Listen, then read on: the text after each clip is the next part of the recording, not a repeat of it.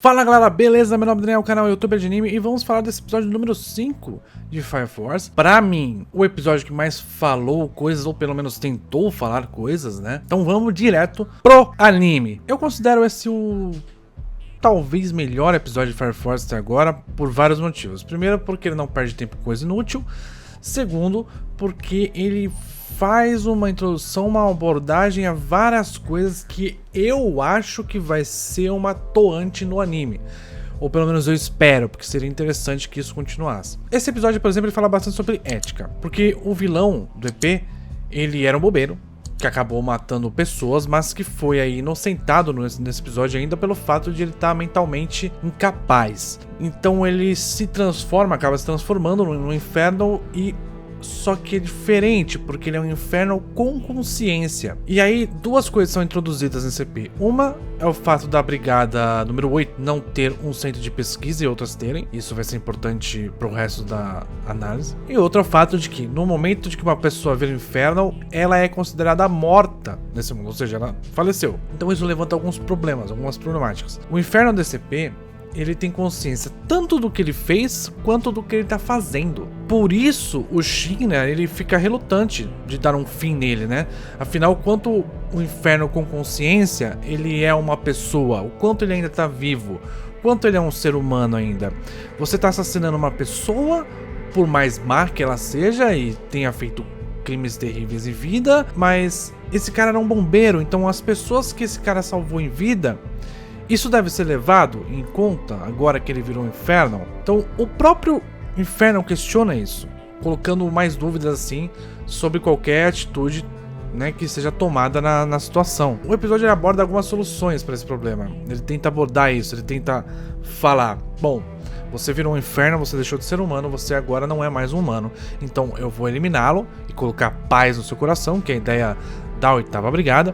Ou então, você não é humano, eu preciso conhecer mais sobre você, entender mais sobre como você funciona, mas eu não me importo muito com a ética nesse momento, porque você não é mais humano, então eu posso fazer o que eu quiser com você, que é um pouco da ideia da 5ª Brigada. Então, o quanto cada um é certo ou errado, né? Afinal, é uma vida ou não é? Eu posso estudá-la, pesquisá-la, porque ela não é uma vida? É um ambiente um pouco difícil de definir, né? Para reforçar essa questão, a capitã da Brigada 5, ela é claramente uma pessoa que literalmente passa por cima das outras, tem cena disso, né?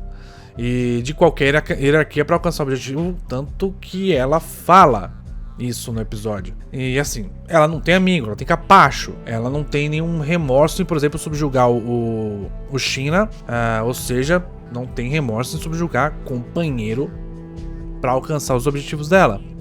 Então essa é a ideia dela, por isso que ela é retratada como uma dominatrix. Ela não se importa, não que dominatrix não se importem, tá, gente?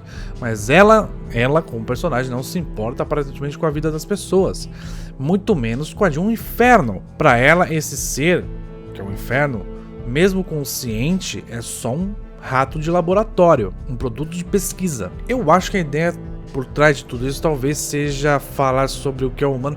Coisa recorrente em anime, né? Falar sobre o que é humano, o que não é, o quanto uma pessoa, ao perder sua humanidade, ela tem que ser respeitada ou não, ela tem que ser tratada como humano ou não, seja essa humanidade perdida por ela ser um monstro, por ter simplesmente falecido, e se há diferença em como tratar em um caso, né, no caso monstro, ou em outro, no caso como falecido. Então, como esse mundo tá associando as duas coisas, se você é um inferno, você tá, automaticamente você é considerado falecido, esse limiar ele fica confuso, porque meio que tá dizendo, a gente não se importa com os mortos, a gente se importa em resolver como as pessoas podem continuar vivas. É um pouco diferente, né? Outra discussão, mas que não teve tanto tempo de tela, foi do inferno ter dito pro advogado que ele tinha salvado ele. Então ele diz: eu salvei você, advogado, e agora a sua vida é minha. Sem querer ou não, a 5ª meio que faz isso com ele, fez isso com o próprio inferno, porque salvou ele da morte pelas mãos do Shinra. O Shinra ia matar o inferno, e agora a 5ª vai fazer o que quiser com ele. Então a 5ª tá com um raciocínio parecido com o do inferno. Intrigante, não? Quantas coisas que Fire Force mostrou nesse episódio que são dúbias. você tem uma instituição atuando basicamente como o inferno estava atuando com as pessoas. E ainda nesse episódio foi mostrado também outra coisa, ou seja, mais coisa, quanta coisa foi mostrada nesse episódio, do meu ponto de vista.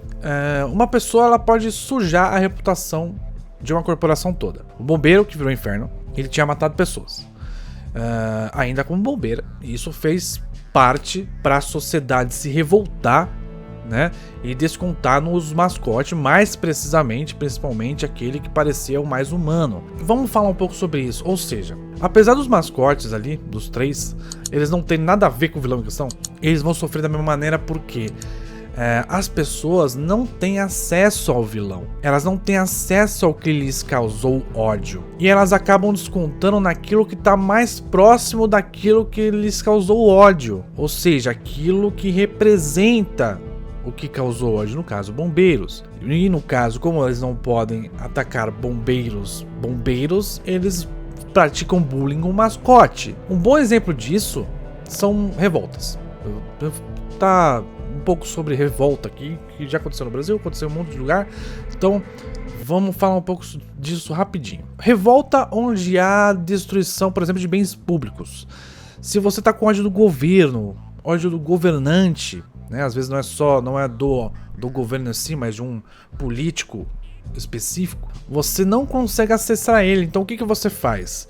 Você desconta no que teoricamente ou é deles ou representa eles, ou que seja talvez de responsabilidade deles. Então, por exemplo, rua, metrô, ônibus, a própria polícia, né?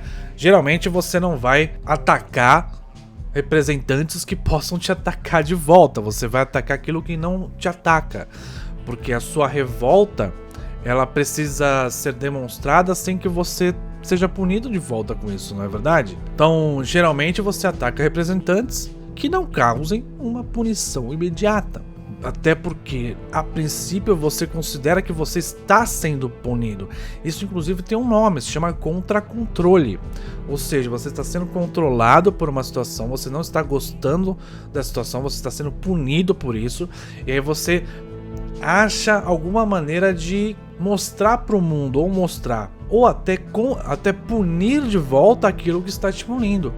Então você tem essas questões, querendo ou não, trabalhadas nesse episódio, que são a revolta, a ética sobre o que é humano, o que não é humano, o que transforma você em humano ou não, ou transforma você em um monstro. Se você é um monstro agora, o que é passível da gente poder fazer com você, a gente tem esse direito de escolha ou não, enfim.